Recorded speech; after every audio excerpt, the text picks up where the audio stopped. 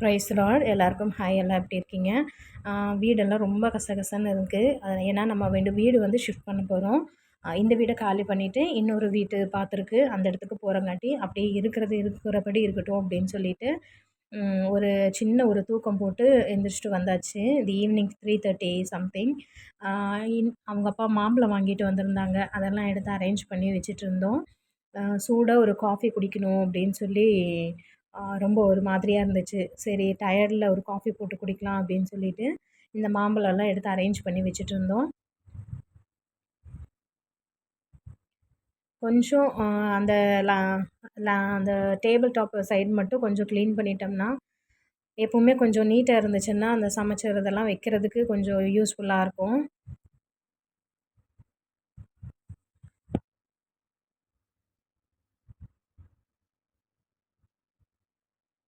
தூங்கி எந்திரிச்சு வந்த டயர்டில் என்ன செய்கிறோம் அப்படிங்கிறதே தெரியாமல் ரொம்ப டயர்டாக இருந்தங்காட்டி அதையும் இதையும் செஞ்சுட்டே இருக்கேன் நானும் கொஞ்சம் க்ளீன் பண்ணலாம் அப்படின்னு சொல்லி ட்ரை பண்ணுறேன். பட் நம்மளால் முடிய மாட்டேங்குது.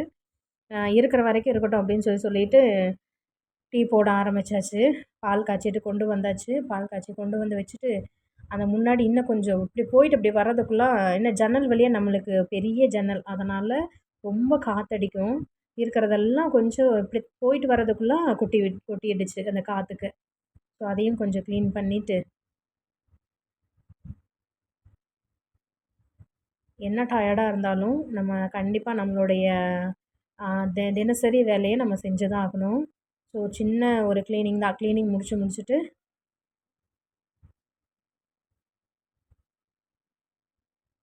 நிம்மதியாக இப்படி இருந்துச்சுன்னா நம்ம பாட்டுக்கு ஒரு சாட்டிஸ்ஃபிகேஷனாக காஃபி போட்டு குடிக்கலாம். ரொம்ப க்ளீன் பண்ணல, இருந்தாலும் அந்த இடத்த கொஞ்சம் இப்படி வச்சிட்டோம்னா கொஞ்சம் நிம்மதியாக இருக்கும். இருந்ததுக்கப்புறம் வெளியில் கொஞ்சம் நல்லா சூப்பரான ஒரு காற்று, அப்படியே மேகம்லாம் இருட்டிட்டு வர மாதிரி இருந்துச்சு. இந்த டைமில் காஃபி போட்டு குடித்தா தான் நம்மளுக்கு ரொம்ப ஹாப்பியாக இருக்கும். அப்படியே ஒரு மனசு நிம்மதியாக இருக்கும். அந்த நர்சஸ் காஃபி நான் வாங்குவேன். அந்த காஃபி பொடி வாங்கும்போது இது இன்ஸ்டன்ட் காஃபின்னு சொல்லி கொடுத்தாங்க. இதான் ஃபஸ்ட் டைம் ட்ரை பண்ணுறேன். இது எப்படி இருக்குது அப்படின்னு சொல்லி பார்க்கலான்னு சொல்லி இன்றைக்கி இது போட்டாச்சு. நர்சூஸில் இன்ஸ்டன்ட்டு நான் இப்போ தான் பார்க்குறேன்.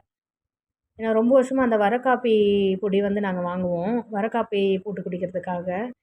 இந்த வாட்டி வாங்கும்போது அந்த அண்ணா இது சேஞ்ச் இல்லைன்னு சொல்லி இது கொடுத்தாங்க. இது எப்படி இருக்குன்னு இன்றைக்கி பார்க்கலாம். நான் கேமரா ஆனில் இருக்கா இல்லையா அப்படின்னு எனக்கே டவுட் வந்துருச்சு. அதனால தான் நான் அங்கங்கே பார்த்துட்டு காஃபி போட்டுட்ருக்கேன்.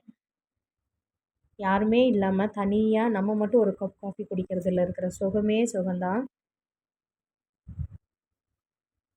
சூப்பராக நல்லா எனக்கு வந்து இந்த காஃபியில் நுரை தழும்பு இருக்கணும். அப்போ தான் எனக்கு குடித்த மாதிரியே ஒரு ஃபீலாக இருக்கும். எங்கள் பாப்பா போட்டு கொடுக்கும்போதெல்லாம் ரொம்ப பயந்து எனக்கு காஃபி போட்டு கொடுப்பா. அம்மாவுக்கு வந்து எப்போவுமே இந்த நுரை ஜாஸ்தியாக இருக்கணும்ப்பா அப்படின்னு சொல்லிகிட்டே இருப்பாள். அந்த மாதிரி காஃபி போட்டு குடிக்கலாம் அப்படின்னு உட்காரும்போது வந்தாச்சு எல்லோரும் வீட்டுக்கு. அதனால் அந்த ஒரு டம்ளர் காஃபி வேணும், பெரிய டம்ளர் ஒரு காஃபி.